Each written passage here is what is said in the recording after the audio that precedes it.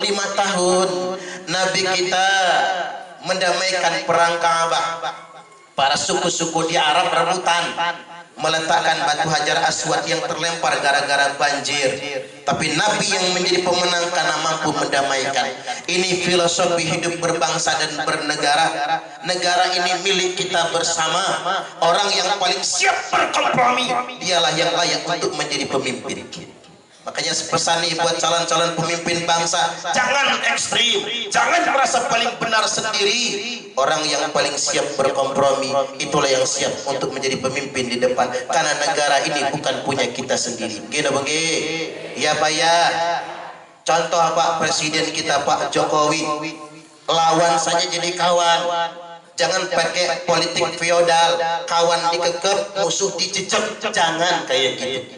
Makanya pemimpin kita meneladankan, mencontohkan kepada kita. Pak Prabowo, Pak Jokowi, dua-duanya ngasih contoh. Walaupun berbeda, pada akhirnya bisa menjadi satu juga. Bangsa ini milik kita, jangan mau diadu domba. Setuju nggak kira-kira? Makanya saya nggak setuju Pak ceramah-ceramah yang isinya nyaci maki. Nabi nggak pernah nyaci maki dalam dakwahnya. Kalau orang dakwah nyaci maki, dia bukan berdakwah. Tapi payahnya orang Indonesia ini kalau yang ngomong sudah pakai peci, apalagi gelarnya ustadz atau kiai, ngomong apa aja bener tuh. Makanya jadi mubalik ini bebannya berat, jadi ulama bebannya berat, jadi kiai bebannya berat untuk mempertanggungjawabkan apa yang disampaikan. Makanya disebutkan dalam sabda Nabi, asyarru ahli dzalika zamanul ulama'uhum, yang paling jelek pada zaman itu adalah para ulamanya. Serem banget kok ulama yang disebut ya Pak. Tapi dalam syarah saya baca yang disebut ulama di sini orang yang berbaju ulama, bajunya ulama, pecinya ulama, tapi kelakuannya bukan ulama. Bahkan bajunya ulama, ilmunya nggak ada, ngakunya ulama. Sampai sapi aja bisa jadi ulama, sampai kucing aja bisa jadi ulama. Nah bahaya itu Bapak Ibu. Betul kata Nabi, saya di zamanun ala ummati, akan datang suatu zaman di tengah-tengah umatku, la ya'rifunal ulama illa bisawbin hasan. Mereka tidak kenal ulama kecuali dengan pakaian yang bagus saja. Nek zaman biyen ulama yang dilihat bukan bajunya, tapi yang dilihat ilmunya. Kalau zaman sekarang ya bajunya yang dilihat. Makanya saya matching nih Bu, hijau, di matchingin Pak. Yang kayak gini kudu mesen ini Bu, pecinya mesen, bajunya mesen, sarungnya mesen, biar matching. Makanya yang zaman sekarang ini bukan ulama, banyaknya penceramah. Kan Nabi sudah katakan nanti di akhir zaman, wasayati zamanun ala ummati qalilun fuqaha'uhu wa katsirun khutba'uhu. Nanti di akhir zaman sedikit ulamanya, sedikit pakar fikihnya, terlalu banyak tukang ceramahnya. Kadang-kadang ceramahnya ini Pak maki-maki orang, itu yang enggak benar. Atau ditukar yang halal jadi haram, yang haram jadi halal. Makanya saya diceritakan kiai saya begini, ada santri berak di kali. Pernah berak di kali? Pernah dulu ya, masa lalu. Yang lalu biarlah berlalu. Kayak di kampung saya Pak, mandi di sungai, berak di sungai. Saya ditanya, Ustaz, apa hukumnya wudhu di sungai yang dipakai mandi sama berak? Boleh, yang penting pas wudhunya nggak pas kuning-kuning. Kalau pas kuning-kuning, anyuti dulu yang kuning-kuning itu. Kecuali kalau sudah jadi limbah, bukan kali lagi, namanya limbah. Maka ada santri berak di kali, lagi berak di kali disundul ikan, kecebur dalam kali. Si santri kesel, langsung silat santrinya, kayak Setia Hati Terate ya. Nih. Jadi langsung silat, kesel, pulang ke rumah ngambil jaring, ngambil jalak, langsung ngubek-ngubek di sungai, dapet ikannya segede paha. Si santri kaget, Masya Allah, pantesan aku disundul ngantek kecebur. Ternyata ikannya segede paha. Untung nggak salah nyundul dia tadi. Nek salah habis saya. Nah ikan dibawa pulang ke rumah, tapi bingung takut haram. Maka santri tanya sama ustadznya, Ustadz, saya tadi berak di kali disudul ikan celeduk kecebur dalam kali. Ikannya tak tangkap, tapi aku bingung, ini ikannya iwae halal nopo haram. Kata ustadznya, kita buka kitab dulu. Rajulun kesundulun iwa'un. Kata santri, kok kayaknya kenal ya. Rungu iwai. Rajulun kesundulun iwa'un fahuwa haramun jiddan. Kalau ada laki-laki kesundul iwa, maka hukumnya haram, tidak boleh dimakan iwanya. Oh ngono toh Pak Ustaz. Ya sudah, kalau begitu kita pulangin ke sungai, mumpung ikannya masih hidup. Kata ustadznya, nanti dulu, belum selesai baca kitabnya. Kalimat selanjutnya, wa in ustadzun setugelun fahuwa halalun. Tapi nek ustadz entuk setugel, maka halal ya. Kata santrinya, yang ngomong kalau pengen parohan mah udah pasti diparoh soalnya. Kata ustadznya, nanti dulu, belum selesai, masih ada ujungnya. Wakin ustadzun kabehun. Oh ternyata ustadznya pengen kabeh. Jadi hati-hati Bapak Ibu, kalau orang ngomong agama untuk tujuan politik, untuk tujuan dunia, hati-hati. Itu mengkamuflase agama. Ini peringatan, karena ulama zaman dulu sama zaman sekarang beda. Kalau zaman dulu memang tulus Pak, kalau zaman sekarang banyak ujung-ujungnya fulus, ujung-ujungnya kekuasaan. Hati-hati. Saya setuju ulama ada di kelompok A silahkan, di kelompok B silahkan, di 01 silahkan, 02 silahkan, netral juga silahkan. Yang penting jangan mengadu domba umat. Setuju apa setuju? Geda pengge. Baik, saya lanjutkan. Sudah 1 jam saja ya. Dikit lagi. Umur 40 tahun Nabi kita resmi diangkat menjadi Rasul. Makanya usia matang umat Nabi itu 40 Pak. Saya ini punya asumsi, ini asumsi ya, bukan penelitian. Asumsi, orang itu pantas jadi pemimpin minimal umurnya 40. Mulai jadi bupati, nah iso kades saja ya. Kades lurah saja Pak, kalau bisa itu minimal 40. Bukan masalah pinter nggak pinter, orang 17 tahun pinter juga banyak. Tapi kematangan.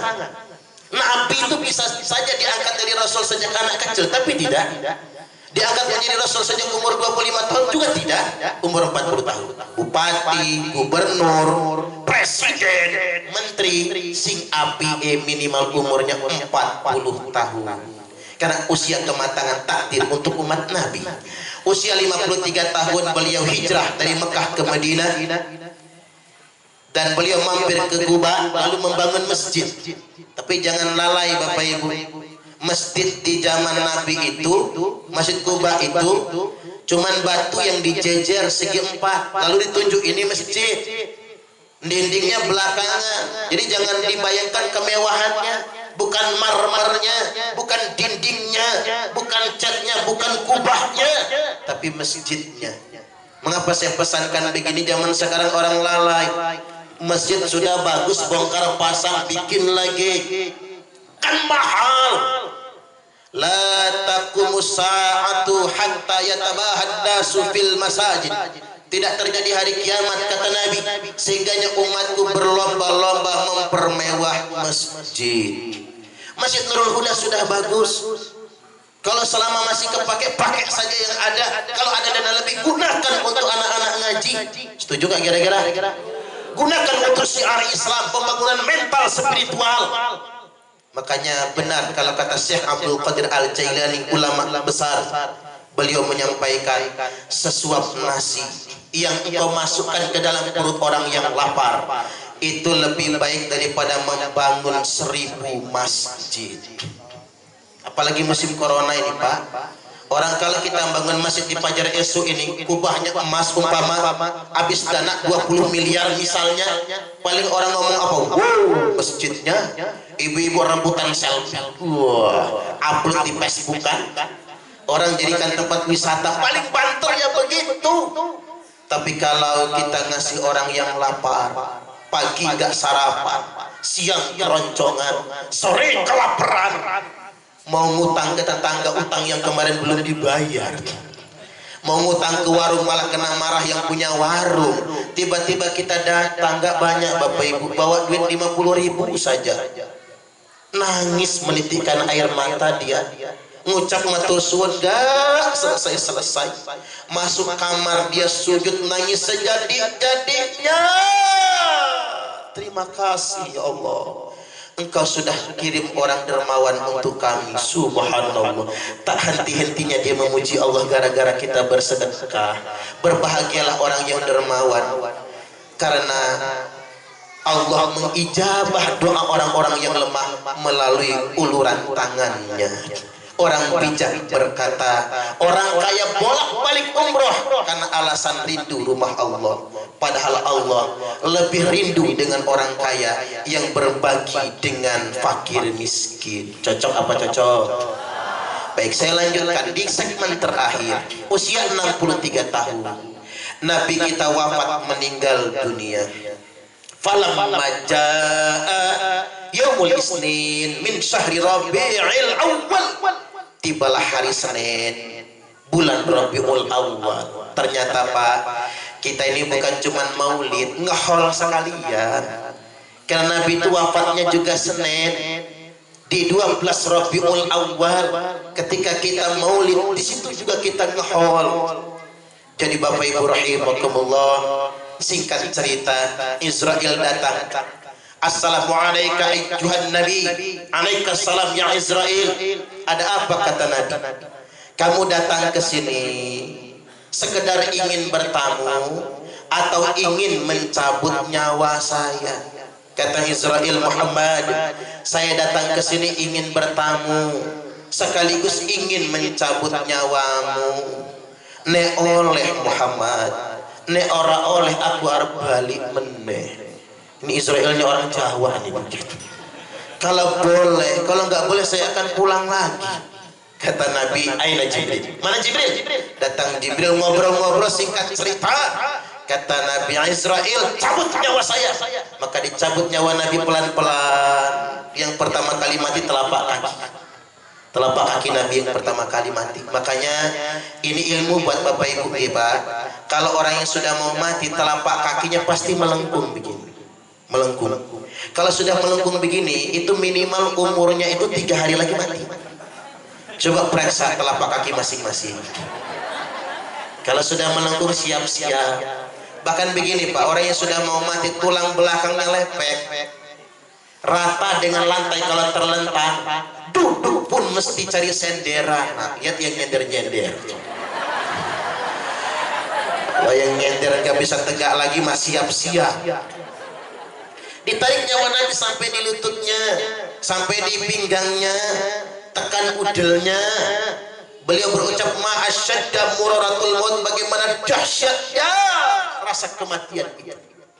Jibril sampai tega ngelihatnya Pak, walaupun nggak sakit, tapi Nabi berdoa, ya Allah, timpakan semua rasa sakit sakaratul maut ini kepada agar tidak dirasakan oleh umatku, saking sayangnya sama kita. Sampai di dada Nabi beliau pesan lagi, usikum bisolati wa ma balakat aimanukum, aku wasiatkan kepada kalian semua, jaga sholat. Pak, Bu, sholat. Nggak muluk-muluk pesan Nabi. Jangan sampai sholat zuhur mepet asar, asare numbur maghrib, maghribnya mentok isya, isyanya ketiduran, subuhnya kesiangan. Tiba sholat subuh bapak-bapak niatnya usolli fardhu subhi rakataini mustaqbilal qiblati, kodoan lillahi ta'ala. Lah kodoan Pak jam 8 sholat subuhnya. Istrinya malah meleset. Apa kata ibu-ibu? Usolli fardhu subhi rakataini mustaqbilal qiblati, kesiangan lan kawanan lillahi ta'ala. Loh kok kawanan Bu? Jam 9 sholat subuhnya. Nanti anak jenengan niru. Apa kata anaknya? Usolli fardhu subhi wal dhuhri wal asri wal maghribi wal isya'i kroyoan lan oplosan lillahi ta'ala. Hancur sholatnya. Walaupun sih mending, kalau kata orang Jakarta lain lagi. Subuh maraton, zuhur ke salon, asar main badminton, maghrib mainin handphone, isya nonton sinetron, mati kena smackdown. Sekali lagi ya Bu ya, biar seru ya. Subuh maraton, zuhur ke salon, asar main badminton, maghrib mainin handphone, isya nonton sinetron, mati kena smackdown malaikat Israel. Jaga salat. Hidup ini simpel, jaga sholat saja. Tarik lagi nyawa Nabi, sampailah di kerongkongan. Beliau berpesan, ittaqun nisa, jaga wanita. Ittaqun nisa, takutlah akan wanita. Ittaqun nisa, waspada dengan wanita. Terutama ini buat anak-anak yang masih punya orang tua. Tadi yang istri sudah saya bahas di tengah kan. Yang masih punya ibu, jaga ibu. Jaga orang tua. Orang bijak berkata, perlakukan orang tuamu seperti raja, maka rezekimu pun akan seperti rezeki para raja. Tapi awas, kalau engkau memperlakukan orang tuamu seperti pembantu, maka rezekimu pun akan seperti rezeki pembantu. Capek nyarinya, tapi tidak akan pernah cukup selama-lamanya. Maka muliakan ibu. Kan zaman sekarang ini wa antalidal amata rabbataha, banyak budak-budak yang melahirkan tuannya. Apa budak yang melahirkan tuan? Ibu kandung, ibunya yang mengandung, ibunya yang menyusui, ibunya yang membesarkan. Setelah anaknya sukses, anaknya memperlakukan ibunya seperti pembantunya sendiri. Ada nggak zaman sekarang? Banyak. Mak, daripada bayar babysitter, mama aja yang ngasuh anak saya. Banyak yang tersuking kayaknya ya. Allahu Akbar. Boleh Pak Bu, orang tua ngomong cucu boleh, tapi yang anak harus tahu diri. Kadang-kadang pulang ngantor, mak ngapa anakku bibirnya jontor, anakmu lari-lari kepleset. Mama sih, masya Allah. Kaget gak Bu? Coba tak tanya jenengan, kalau udah tua nih, tinggal numpang sama anak mantu, digentak kayak gitu sakit nggak Bu? Sakit jatuh di sini, di dalam hatiku. Sakitnya dibentak anak itu lebih sakit daripada melahirkannya. Ya Baya. Maka buat anak-anak santri-santri di sini, pokoknya semuanya saya peringatkan, jangan sekali-kali menyakiti hati orang tua. Tidak akan pernah berkah. Saya ingin tegaskan, tidak akan pernah mati anak yang durhaka kepada orang tuanya sebelum dia merasakan sakit seperti yang dirasakan orang tuanya. Tidak ada yang bisa mengalahkan kasih sayang orang tua. Ya Pak ya. Makanya ada lagu anak SD yang masih saya ingat sampai sekarang. Kasih ibu kepada beta tak terhingga sepanjang masa, hanya memberi tak harap kembali, bagai sang surya menyinari dunia. Satu-satunya manusia yang hanya memberi dan tak pernah harap kembali. Tarik lagi nyawa Nabi, sampailah di batas akhirnya. Beliau mengucapkan kalimat as-sholah. Di tempel kuping Imam Ali terdengar as-sholah, as-sholah, sholat, sholat dan sholat lagi. Ummati, ummati, ummati, umatku, umatku, umatku. Wafatlah Nabi di usia 63 tahun dengan cinta yang tak terhingga kepada segenap umatnya. Semoga di akhirat nanti kita dikumpulkan di surga, diakui sebagai umatnya. Allahumma amin, amin ya rabbal alamin. Demikian.